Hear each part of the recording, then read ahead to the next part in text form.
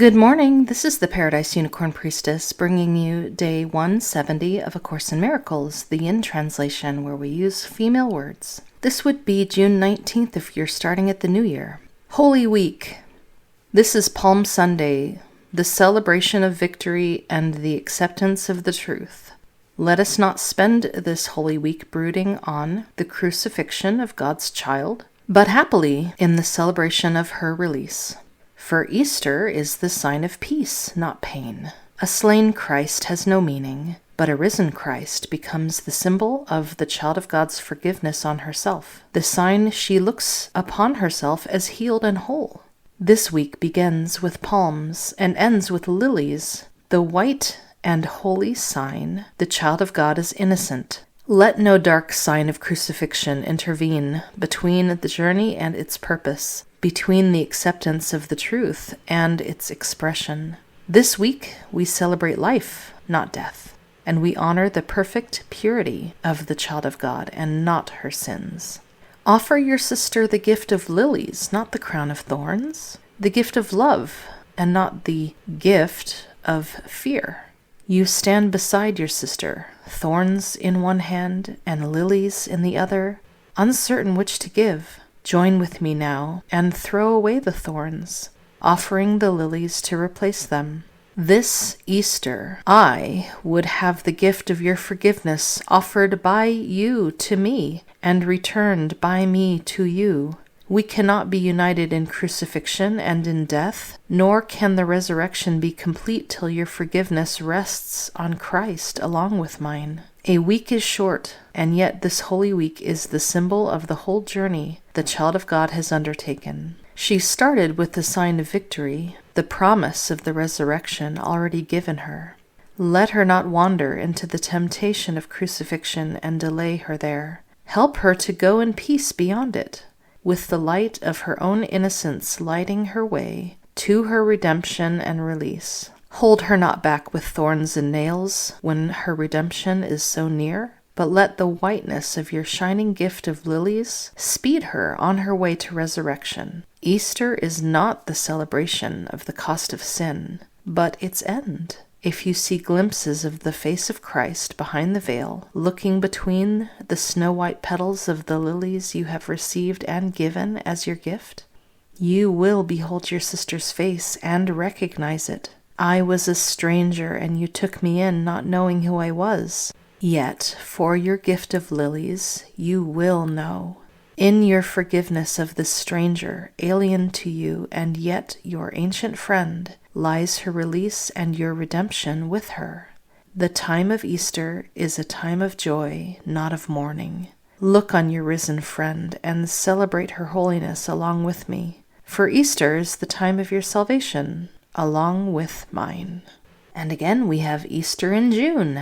That's just how it lines up when we are doing A Course in Miracles with approximately equal parts each day of the year. All right, Lesson 170. There is no cruelty in God and none in me. No one attacks without intent to hurt.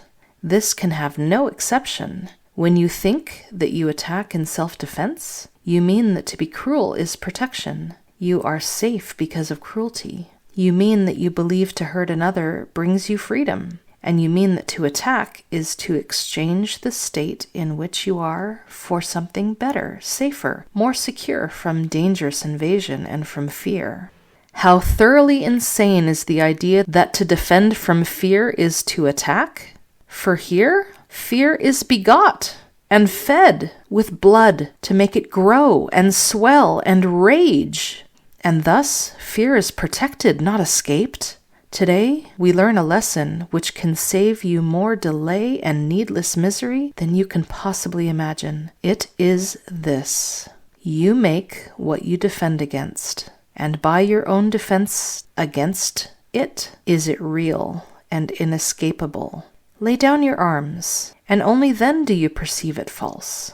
It seems to be the enemy without that you attack, yet your defense sets up an enemy within, an alien thought at war with you, depriving you of peace, splitting your mind into two camps which seem wholly irreconcilable.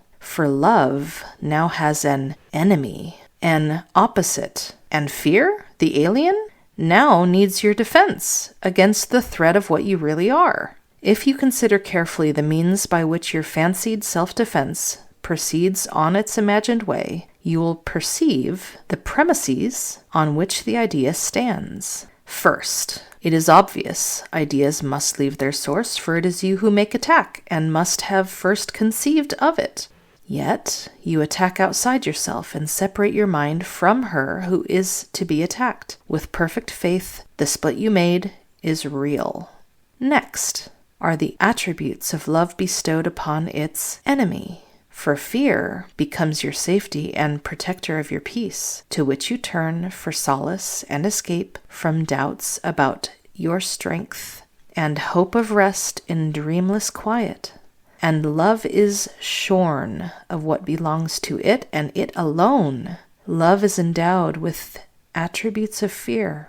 For love would ask you lay down all defense as merely foolish. And your arms indeed would crumble into dust, for such they are. With love as enemy, must cruelty become a god?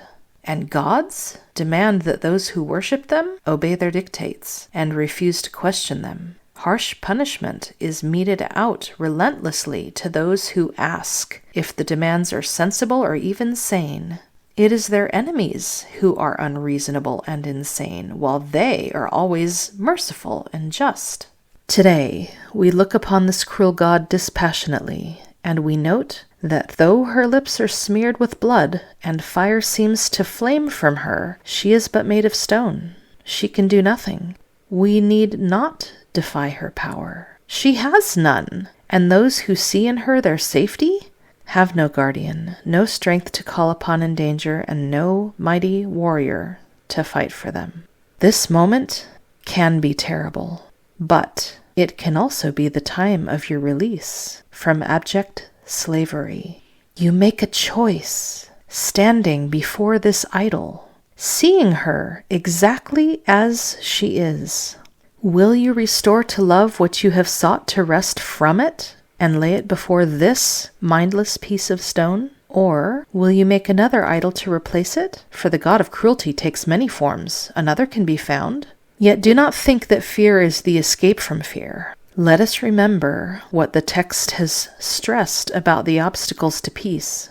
The final one, the hardest to believe is nothing, and a seeming obstacle with the appearance of a solid block, impenetrable, fearful, and beyond surmounting, is the fear of God herself. Here's the basic premise which enthrones the thought of fear as God. For fear is loved by those who worship it, and love appears to be invested now with cruelty. Where does the totally insane belief in gods of vengeance come from? Love has not confused its attributes with those of fear, yet must the worshippers of fear perceive their own confusion in fear's enemy, its cruelty now a part of love. And what becomes more fearful than the heart of love itself? The blood appears to be upon her lips. The fire comes from her, and she is terrible above all else, cruel beyond conception, striking down all who acknowledge her to be their god. The choice you make today is certain, for you look for the last time upon this bit of carven stone you made, and call it God no longer. You have reached this place before, but you have chosen that this cruel God remain with you in still another form. And so the fear of God returned with you. This time you leave it there, and you return to a new world, unburdened by its weight, beheld not in its sightless eyes, but in the vision that your choice restored to you. Now do your eyes belong to Christ, and she looks through them. Now your voice belongs to God and echoes hers, and now your heart remains at peace forever.